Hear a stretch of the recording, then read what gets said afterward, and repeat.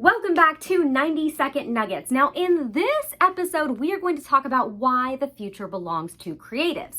So, in 2008, we witnessed the biggest economic meltdown in modern history.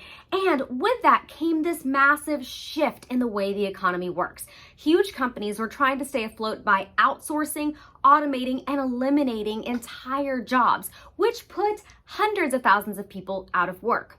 Here is the exciting part, is that a lot of those jobs that were being replaced or automated were things that robots could do, that technology could do. And those are all left brain processes, things like computing and logic and sequence, things like accounting and law, things that require sort of like a programmatic way of doing things. However, the jobs that cannot be replaced are the highly right brain functions, which is creativity, problem solving, relationship building, empathy, collaboration. So the processes that we can't replace with robots are the things that make us uniquely human. And so these skills that we used to undervalue as soft skills are actually going to be the ones that are the most valuable in this new economy. So this is the perfect time for creatives to embrace their gifts and use them to make the world a better place.